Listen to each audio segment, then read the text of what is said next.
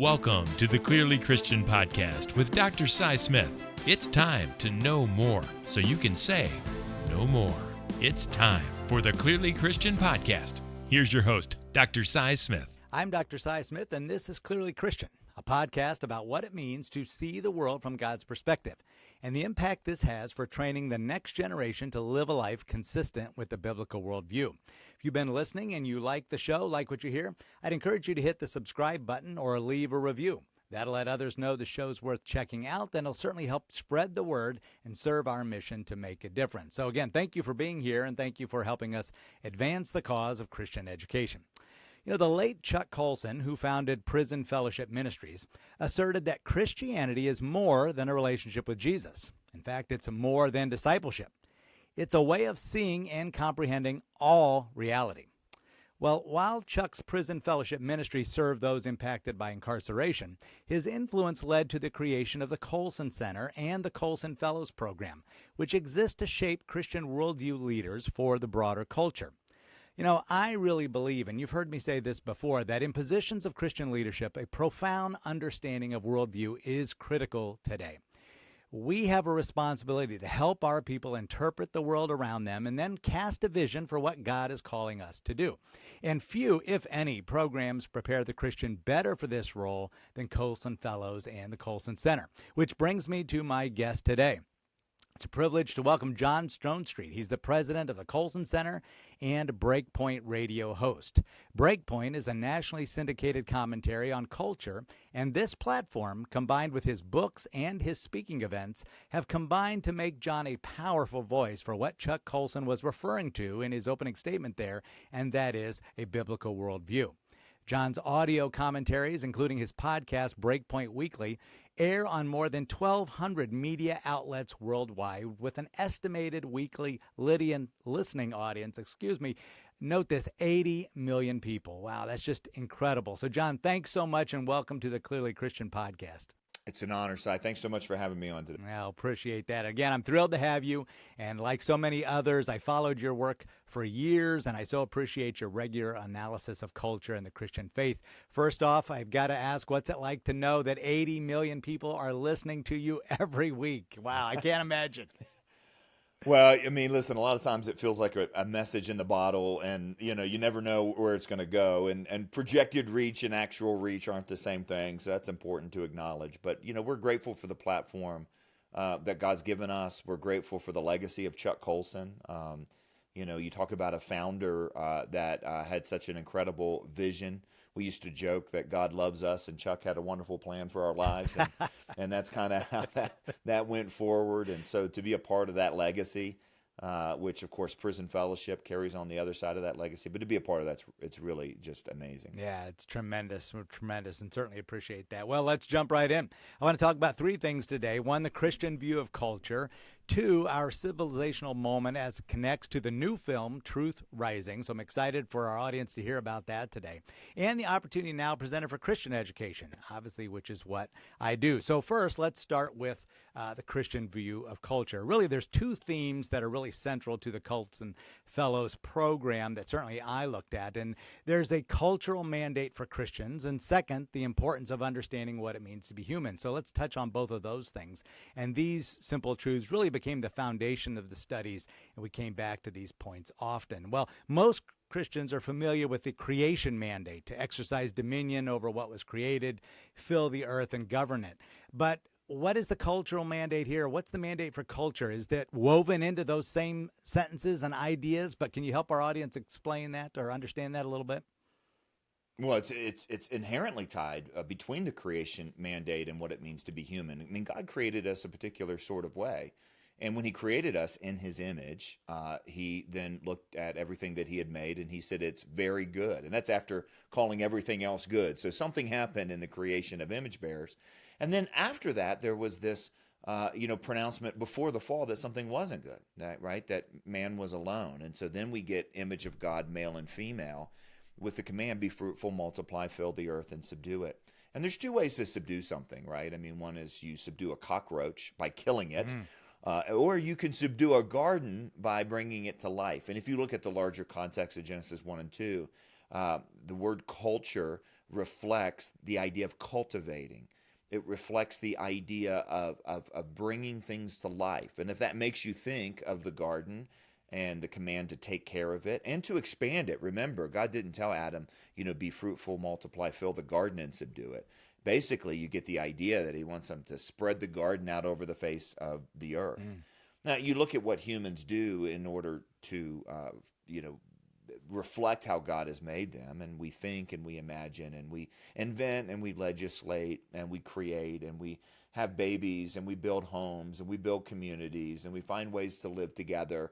This is something that predates the fall, and the fall just kind of complicates it, but it doesn't actually change that activity. So to be human is to be a culture maker, right? I mean, anywhere you go, right? You go to your Christian school, you have a unique school culture. If you go to a men's retreat on the weekend, there is a culture that's made. Wherever humans get together, they make culture. The problem isn't that we make culture. The question is, are we making it for the glory of God, or are we making it for the glory of man? And that really becomes a question that has relevance at the smallest level, but it also has relevance on a civilizational level. And I think that's some of the things we'll talk about here in a little bit. Yeah, right. So what you're saying is really we can't separate culture from being human. No, God knew that was going to happen. It was part of his original plan. It was part of his design. It's inevitable as we develop those relationships with each other. No, that's exactly right. And there's a reciprocal relationship, right? I mean, we create culture. Culture is the creation of human activity. But then also in a real way, we're shaped by culture, right? The postmodernist lie is that there's nothing to us but our cultures. I don't think that's enough. There's a given nature that God created us with. But culture does influence us, right? That's why things that were considered normal a generation ago are no longer considered normal. That's why right and wrong can become so turned upside down. Romans 1 talks about the ability that we have to suppress the truth in our own unrighteousness. And we know from the biblical story that's individuals. Like you and I have a remarkable ability to rationalize our behavior and reject what's right and wrong. But there's also cultural expressions of that. Remember what God said before the flood, every thought of every person was only evil all the time. Yeah. I mean, that's a pretty dramatic consequence, right? And that's not just individuals. There's a collective force of that. The Tower of Babel narrative, I think, reflects this, where God comes down and says, let me see what they're doing, and he looks at it and he goes, I'm going to stop this project because otherwise, if as one people speaking the same language, is that a cultural, analysis there or what? If as one people speaking the same language, nothing that comes into their minds will be impossible for them. So what does that tell you? First of all, is that one people speaking one language creates this whole entity, which we could, in a very wide sense, call culture. And then also, we ought not do everything that comes into our minds, which is something, we hope 5-year-olds learn. Yeah, but sometimes entire governments don't learn that. But, again, it has to do with the individual and the cultural, this reciprocal relationship there. Oh, yeah, that's great. Well, you've said, and I love this idea, culture's greatest influence is what it presents as being normal. And I think that's so true. And we have to stop, look, and observe and say, okay, what's normal out there today? What, in your opinion, are kind of some of the things that are jumping off the page and saying, this is where we're really going out off the deep end here because this is suddenly normal? Well, I mean, I think dehumanization is probably the most dramatic, damaging, and widespread epidemic of this in a bad way. And it's interesting because it's coming on the tail end of philosophy, including philosophy of education, that we could describe as humanism. Yeah. The idea that we should elevate humans. And there was an article that was written back at the turn of the century in which Henry Grunewald said, we have tried to deconstruct man into a bundle of neuroses and reflexes and basically physical parts, trying to make man the measure of all things. But we have essentially made man the measure of nothing. So how has that led to normalization? Well, I think Carl Trueman in his book, The Rise and Triumph of the Modern Self, asked such an incredible question right off the bat. Here's what he says. He says, the question isn't how do we get to the point where a man could say, I'm a woman trapped in a man's body. But how did we reach the point that when a man says that, we don't immediately dismiss it as absurd and look to this person as somebody who we should pity and try to help? It's such an interesting example, isn't it? Yeah. Because, again, there's a normalization that is very, very recent, right? I mean, in 2009, I was working for the first time with Chuck Colson on a project called the Manhattan Declaration, which was a statement of conscience for life, marriage, and religious liberty.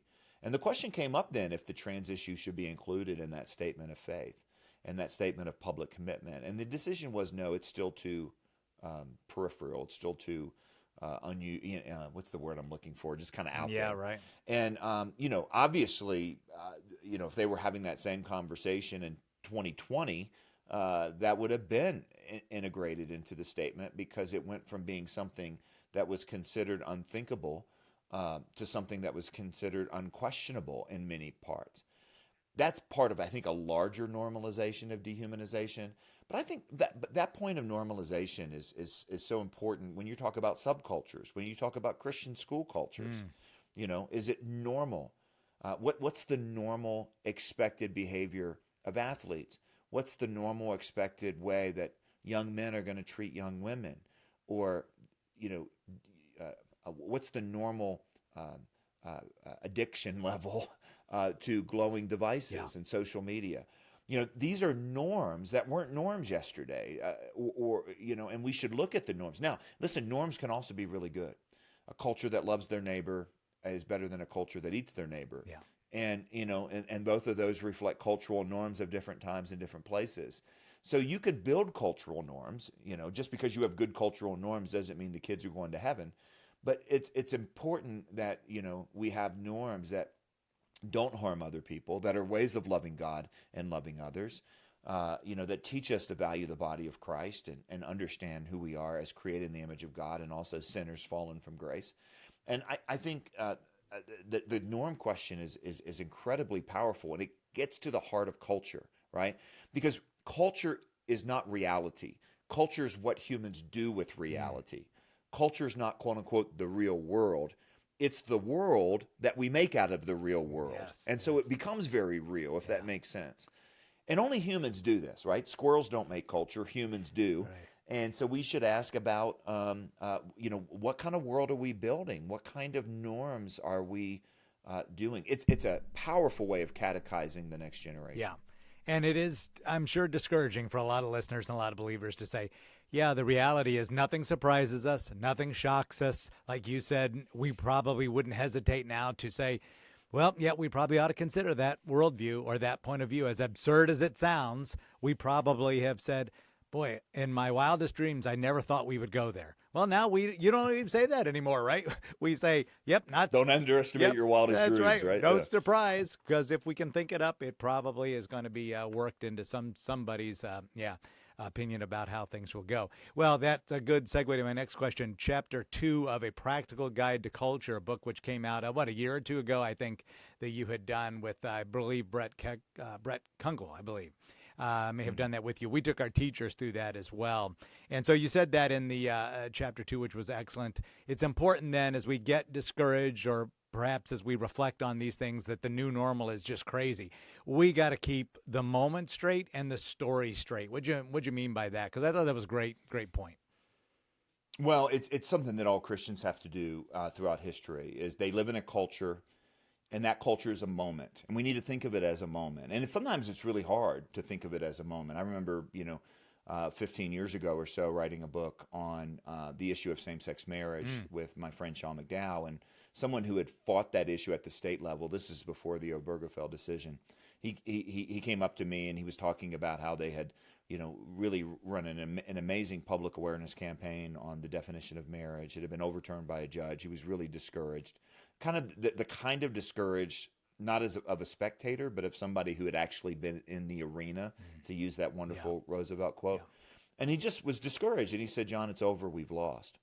Now, listen, I get where that's coming from, but we need to be really clear on what we mean by it. Maybe the moment or aspects of the moment are lost, but the story's not lost, because a cultural moment is just that. It can be serious. It can be, debating things of incredible gravity, but the Bible gives us the story of reality that transcends cultural times and places. In the middle of this, by the way, the Bible also says that God determines the exact cultural moments for us. This is something that Paul says. So we're in a moment, it matters, but that moment is part of the larger story of redemptive history. What you might say, the story the Bible tells of creation to new creation. What Christians believe is not just that the story that the Bible tells is a good one, or that it's a compelling one, or that it means a lot to me as a Christian, but that it's the actual story of reality, right? It's the best way the story's ever been told, not in the sense that we like it, but in the sense that it actually is true with a capital T. So we need to keep straight the story in the moment. The story tells us that Jesus Christ is risen from the dead, is Lord of heaven and earth, and is making all things new, bringing history to its culmination, in which history will then culminate not in an end, but in a new beginning. That's a different story than the utopian stories of eugenics or communism. It's a better story than the dystopian stories that, things are hopeless and despairing. And so Christians have to keep that straight. You and I have to do it when there are new challenges to the lordship of Christ, right? Yeah. When people say, don't be on the wrong side of history, or the science is settled, or any other kind of authoritative proclamation that actually doesn't say anything, but is people find really intimidating. Our brothers and sisters in Nigeria right now, they have to keep the story in the moment straight, in a moment of incredible persecution. Record levels this year, which is saying a lot because we've been tracking Nigeria for a long time. And it just keeps getting worse and worse. But you know what's true for them? Christ is risen. Christ is Lord. Christ is making all things new. And God put them at that moment in history. And,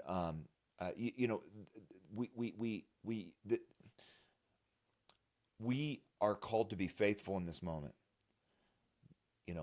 Where the story is going belongs completely and utterly to the King of heaven and earth. Right. And these aren't just spiritual platitudes. These are ways we have to see reality. Yeah. These are lenses through which we have to make moral decisions. These are this is the framework by which we can properly order what we love and what we prioritize and what we invest our time and our energy and our money in. And so that's what we mean there by that kind of story in the moment framework. Because listen, a lot of Christians, right? They stand in a moment, it's confusing, we turn around and we doubt the story. Yeah. Did God really say, is the classic way? Or maybe I am on the wrong side of history or something like that. Got to get the truth down so that we can see through the truth at the world around us. And do you find, and I love that, is the takeaway, this moment ordained by God in time, you for this moment, and then it fits within his largest story. Do you find that, I wonder if there's some generational perspectives here, that the older we get, the more we're convinced we're getting towards the end of the big story, right? Every generation has thought that, right? Every group, they have. 60s, 70s, right, have all said, I think I know when the conclusion is.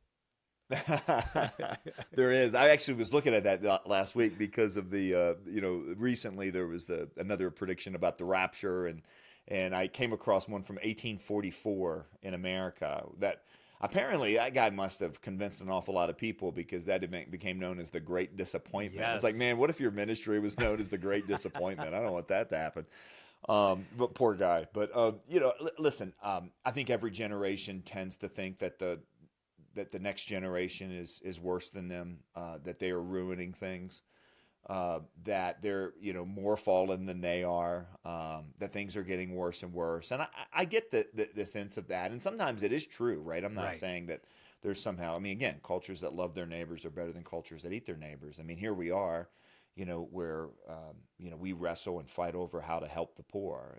Other generations fought over whether or not to even help the poor to begin with. They should live, right?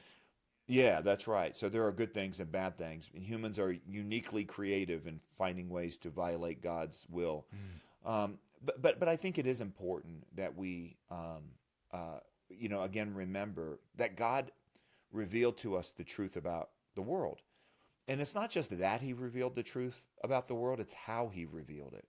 He revealed it, first of all, in the story of reality, right?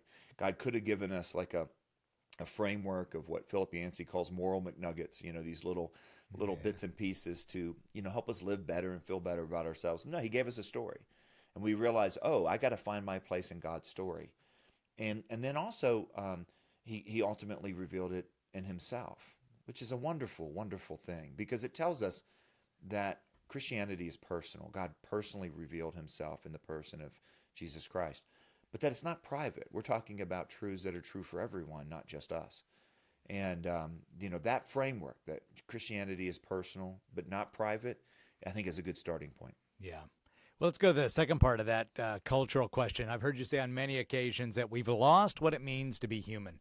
Tell the listeners, what do you mean by that? Because that's a big deal. And the average layperson's going to say, I don't even know what he means by that.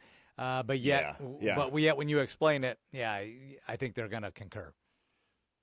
Well, yeah, I mean, the word anthropology is one of those big words. So I'm just going to say what Psalm 135 says, right?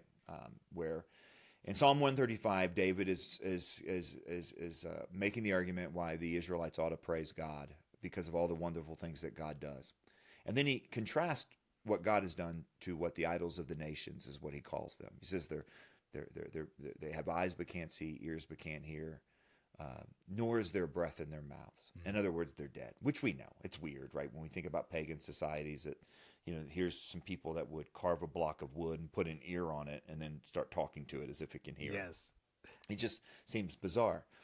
But of course, then we have to remember something really powerful, which we attribute godlike attributes to all kinds of other things, right? Because I used to be Baptist, I'll give you 5 S's, right? I'll start with the letter S. Sex, which the sexual revolutionary sold to us as an alternative salvation. State, which, we look to supply all of our needs instead of God, as the scripture says. Science, which is the new thus saith the Lord, as the science is settled or the science says. Stuff, Pascal says we have a God-shaped hole, but good heavens, we're Americans. We try to fill that hole in our heart with stuff all the time. And then, of course, self, thou shalt have no other gods before me has become, I will not have no other God before me.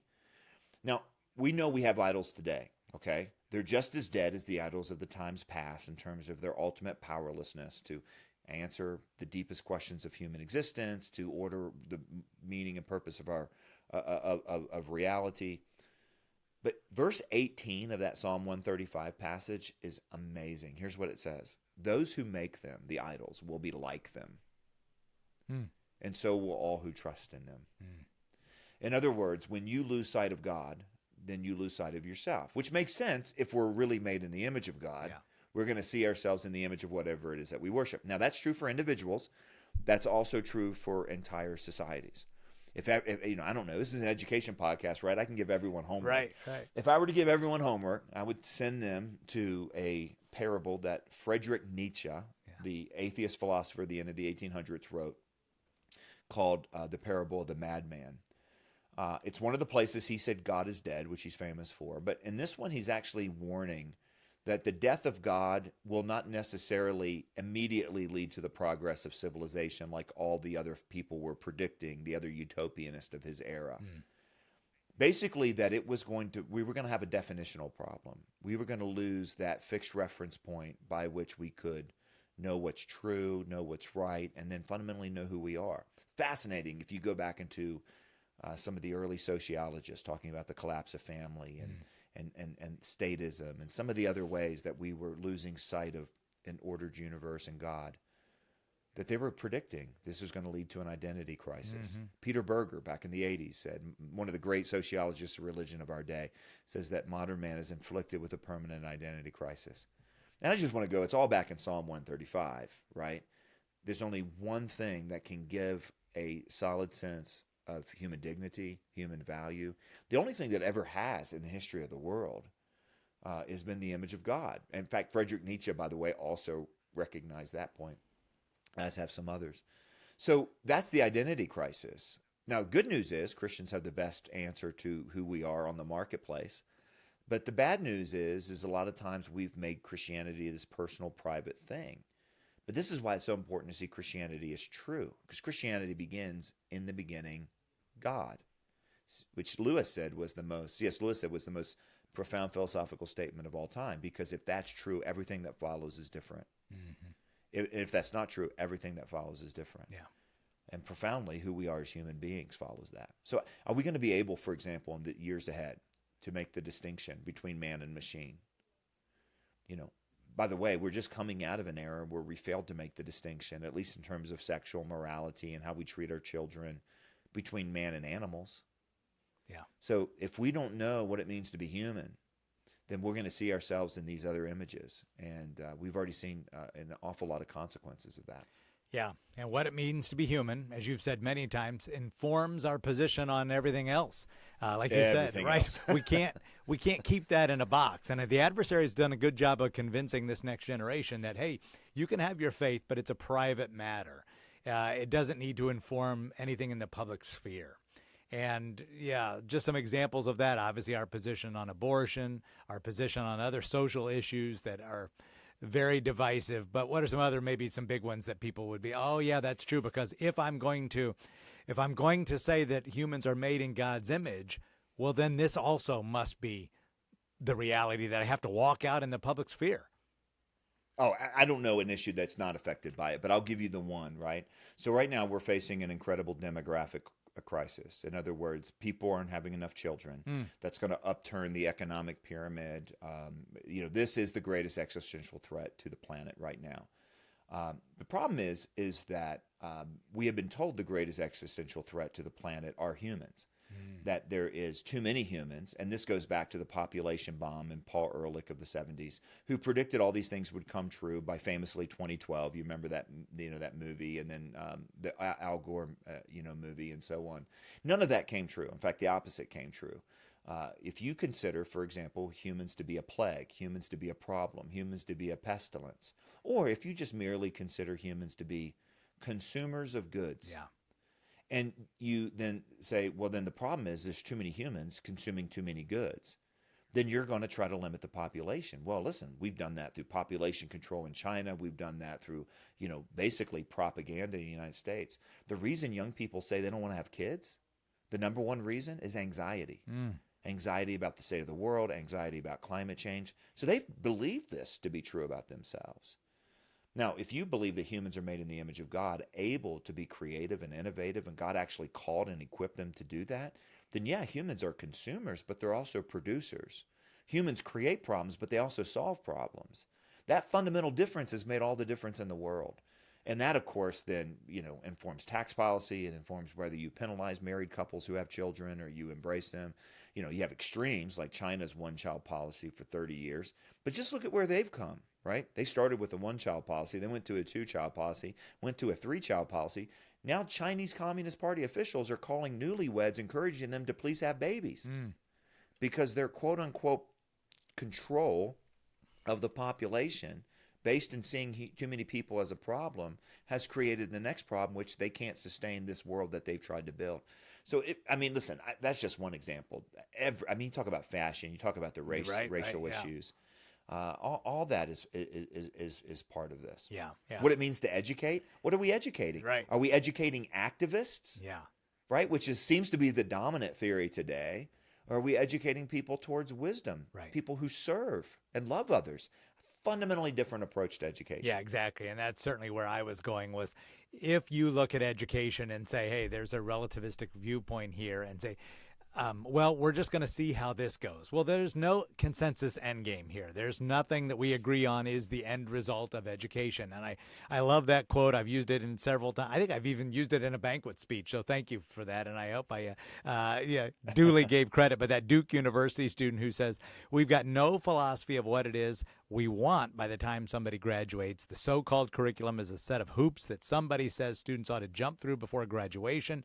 Nobody seems to have asked, how do we become good people, or how do people become good people? And so this perpetual identity crisis that they're in, they get it, right? They're smart enough to see that. What's the end game here? Where is all this leading? I mean, they might be adolescents, but they're perfectly capable because they're wired inside to seek that meaning, to be and to recognize, I don't know where any of this is going. And so this gets manifested in crazy ways because I'm just running down pathways that I have no idea where this is even going. Well, listen, it ends in a lot of different ways. And I've got both good news and bad news on this front. I mean, the bad news is that where it led was exacerbated and exposed during the COVID crisis, right? Yeah. Where we sent everyone home isolated and thought we could teach them these kind of facts about the world that has no meaning, no purpose, and anything like that, and there wouldn't be any negative consequences. Now, the trend lines that we saw emerge out of COVID had already predated COVID, but they were certainly worsened in terms of suicidality, young people questioning who they are. I'll give you an example of this. Oliver O'Donovan, who's an Anglican ethicist, wrote on the transgender issue 25 years ago. It was back so long ago. In fact, he called it transsexualism when it was still an accepted way. And he noted there that, look, and all we're talking about in this issue are middle-aged men who have sexual fetishes, right? 20 years later, today, all the whistleblowers that have come out of the Tavistock Clinic in the UK or the clinics here in the US have noted that there is a 5-to-1 of young girls over young men patients. In other words, not only did it go from being all middle-aged men, it is now a vast majority being middle school or high school, adolescent or pre-adolescent young girls. Yeah. I mean, there's no explanation for that other than this cultural identity crisis. You have the catastrophic loss of meaning. You have the easy radicalization for people looking for a cause. On one hand, that's become the followers of Andrew Tate, which is terrible. On the other hand, there's the people who have been influenced by Jordan Peterson and others to say, make your bed and buck up. And, and this has been an amazing, this is the good news, right? Where we've seen this kind of turn back, particularly among young men who are just basically saying, stop telling me I'm meaningless. Stop telling me that I'm toxic for being masculine, and help me understand what a good masculinity is. And they're listening, and they're coming. A lot of them are coming back to church. Right. The UK has something that they're calling a quiet revival. 6-time jump in church attendance in the last 10 years or so, which it's only up to like 24%. But when you start at 4%, that's huge. So there's a lot going on right now, and I will tell you that where it's brought us to is the best opportunity for Christian education in our lifetime. Yeah. But listen, it's not because we've done anything right. Yeah. It's because that the world has done everything wrong. It's because that when you rob people of meaning, it's like pushing beach balls under the water.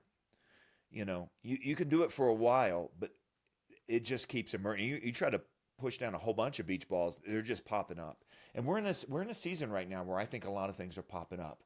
And I think that we should take that as an opportunity. We should take that as a way that we're called to love our neighbors. But it's been dreadful. It's been terrible. And we're still going to see the bad results, suicidality, addiction, screen addiction, radicalization online. Certainly these acts of desperation, whether it's, questioning one's identity to the point that you would amputate perfectly healthy body parts, or even worse, act out in violent ways that we see in so many different places.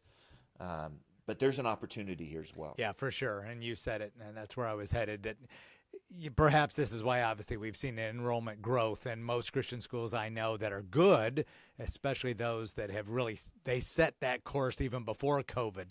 They really are experiencing quite an enrollment boom. Roger Erdvig, who's written a number of good books that we've looked at and Biblical Worldview Integration, calls it the second renaissance of Christian education. The first renaissance being in the 60s and 70s when they were taking prayer and Bible reading out of public schools, and everyone was, up in arms. Hey, let's start a Christian school. A lot of churches started Christian schools, and our school's independent of any church, and we've made it this long, this far, and so we're certainly proud of us, but maybe we're experiencing that second renaissance as well. But I thought that was good, and I loved that quote about this being the greatest opportunity for Christian education in our lifetime. Are we seeing then this conflict play out across the country in states' rights versus parents' rights? Is that now the issue that's surfacing, do you think? What's maybe behind this a little bit?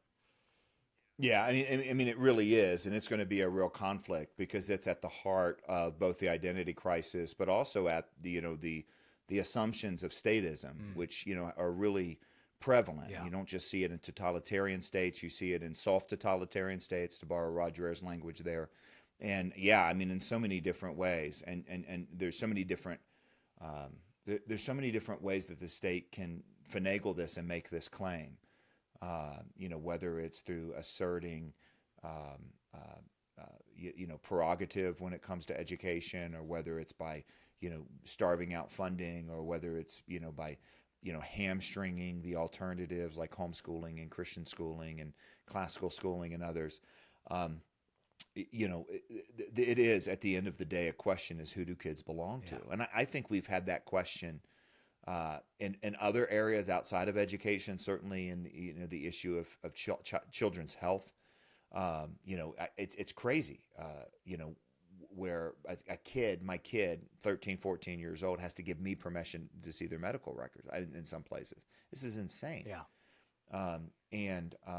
So that it is a presumption in many state laws and policies. And I know it's different, right? You guys are in Ohio. Yeah. If you're in a state that has experienced the vibe shift that people are calling it, at least on a political level, North Carolina, Ohio is one of them. If you're in the deeply red states, you're seeing a reassertion of parental rights. Right. We're seeing the exact opposite in Colorado. Yeah. It's not like, President Trump has put a brake on all this. He's put a brake on all this in some states. Our states have governors who have huge aspirations to become president, and they are putting the gas to it, where basically, we had a debate in the Colorado legislature about whether, if a parent does not acknowledge their kid's chosen gender, then that could actually threaten their custody of their children. This is crazy, right? And when you start talking about education, and thank God for the Alliance Defending Freedom and some of these others who are highlighting the ways that teachers, guidance counselors, school administrators were actually hiding, secretly transitioning children without their parents' knowledge or consent. And then when it goes so far down the line, then they turn around and threaten using state health resources, the suicide myth, and basically you're not in it for the kid's best good. And it was just, people will look back at this and go, good heavens, what on earth did we do? Yeah. Now, I will say that what happened during COVID is a lot of parents woke up to this. So, you guys have built an incredible institution of Christian education there. A lot of Christian schools are full right now, not because they did anything right. I tell HUD pastor all the time, I think you should go write a thank you note to the Loudoun County School Board in Virginia, because they did more to fill, schools and they filled alternatives too. So while we've seen the growth in Christian schools, we've also seen in all kinds of other Charters, alternatives. micros, But this is a moment, man. We can't miss this moment for Christian school serving parents. And so it's an incredible opportunity. Yeah, right. And I always think of, and we talk about it a lot, I'll say it a little bit later, but the opportunity for us then is to be engaging and proactive, to say, this is what your salvation is for. It's not just that you're running from these terrible things that are happening out there in society, but let us show you in Christian schools what you're running to. And so now that you've come to us, let us show you the magnificence of the Christian worldview, the biblical worldview. Let us show you the story that you've been missing out on for years, and maybe removing the scales, so to speak. That with your government education that said, hey, anything goes, and just pick whatever path works for you. No, we're going to show you what the truth is, why it's true, and then really let you enjoy the moment and the story and be a part of something really, really meaningful. So, yeah, I love that. Well, let's transition to Truth Rising, because it definitely needs some time. It's such a great film. I was able to see that. It's a joint effort between the Colson Center and Focus on the Family. The movie makes the case that we're in a civilizational moment for Western culture. Well, what's that mean, and why is it so important that we confront it? And I'll give you whatever time you want to take here, because I know you could go on and on, but it is great, and I would encourage our listeners, if you haven't seen it already, or at least seen the link, get on some site, and John will tell you about that later, but you got to see this. Yeah. Well, our cultural moment is a civilizational moment, and civilizational moments are rare. Os Guinness describes our moment. In other words, we know that civilizations rise and fall. And what makes them fall? What's that pivot point? What's that moment in their history, and what causes it? Os Guinness, who narrates the first part of Truth Rising, interviewing some remarkable experts on cultures and civilizations, some believers, some non-believers, recognize that there have been some essential goods of the Western world. You might say the roots of the Western world that animated it, brought it to life, allowed it to expand, really become the largest, civilizational force in human history. But when you cut off from those roots, then, it's like a flower being cut off from its roots. It'll stay shiny for a while, but the petals eventually fall off and there's decline and death. And sociologists have written about this, what causes a civilization's demise. And I'll give you a clue. It has everything to do with the dignity of the individual and how we understand moral norms. And if we abandon the dignity of the individual and try to, place dignity and autonomy or sexual freedom or something like that, and then we also, abandon kind of basic moral norms, then our civilization is doomed. And we know that from human history. That's why when we talk about civilization, we're usually reading history books or at a museum looking at artifacts, because civilizations rise and fall. Yeah. And ours is at that pivotal moment. And Truth Rising describes what that is in an understandable and a practical way, looking at experts and also really in a way that calls people, especially people of faith, especially Christians, to action. What can we do? How should we live in a moment like this?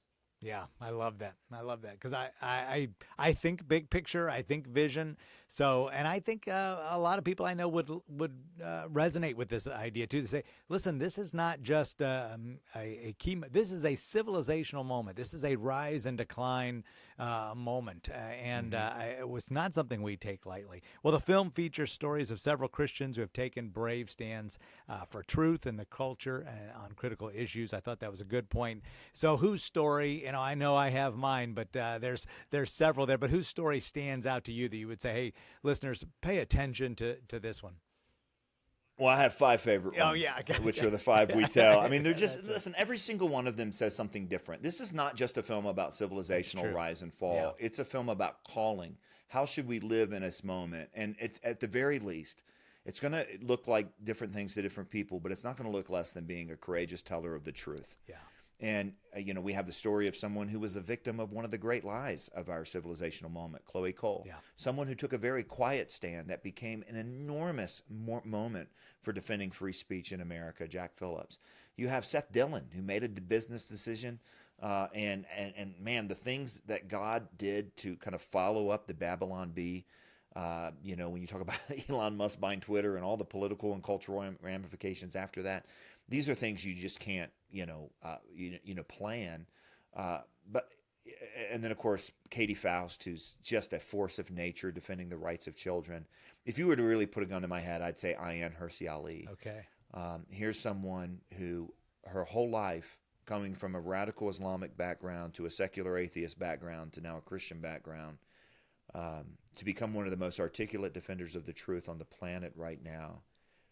She is an example personally of how truth is both personal but also not private. It has civilizational ramifications. Yeah. She looks at the camera, describing her own journey, said, I've been looking for freedom my whole life, and I'm finally free because of Jesus Christ. See, what we believe as Christians is not just a philosophical, abstract concept. It's the power that can change an individual's life, and it's the power that can build and sustain a civilization. So how do we live? We live like these people. And I hope that this is a film that calls people to it. We have particularly for Christian educators, just watching the Truth Rising film is 1.5 CEU credits through ACSI. And it's just because we need to understand that when we're educating, we're doing it in a particular cultural setting. And our cultural setting, and then also what are we educating our students to be and to do? We got to educate our students to be truth tellers, right? And unfortunately, I think we've oftentimes educated them to be, nice. And a jerk for Jesus is still a jerk, but niceness is not a goal. And so how do we stand on the truth and do it in love? Because that's what Christ called us to do it. And the moment we're in, at some level, has to shape what we mean by that. Yeah, exactly. Well, yeah, I totally agree. I loved them all. Great stories. I was so glad they were a part of it because that certainly emotionally pulls you in. Matter of fact, in our teachers meeting this morning, I lead our teachers meeting every Monday morning. We always go through books and studies, and I always try to keep it relevant. And we were talking about this, and the one that certainly resonated for me, and just I don't know why it just stands out for me, but maybe because she was an adolescent at the time going through that, was Chloe Coles, as you mentioned. Oh, and when amazing. she talks about, when I don't know if she was in a class or whatever, but when she saw and maybe was taught this idea of nursing a child, and then she suddenly realized, wow, I've given that up. I can never do that because I've transitioned away from the wave of, I don't know if she termed it like this, but this feeling of a wave of femininity that I am completely out of alignment with who I was designed to be. So powerful stuff. Yeah, I mean, you could just almost imagine, the heartbreak that she must have felt there to say, what have I done? What have I done? Well, her story is just amazing. I'm double mastectomy at age 16, and it isn't interesting that it was in a classroom where she was taught just a basic truth about being a woman, that she realized that, oh, I've made a terrible, terrible, terrible mistake. And what should that tell us? It should tell us that we should be truth tellers as educators, if for no other reason than bad ideas have victims, and the disproportionate victims of the bad ideas of our culture are young people like Chloe. Children, But I tell you, it should also give us hope. It should also see our students through the gospel. Chloe came to the truth about herself, and because she came to the truth about herself, that actually then further on led her to the truth about God and about salvation. And isn't that interesting? Because we've been told for a generation now, well, you don't want to fight these fights, these really controversial issues. If you speak out on them, then you're going to get in the way of helping people realize the gospel. It was because she came to the truth about who she was that she came to the truth about the one who made her.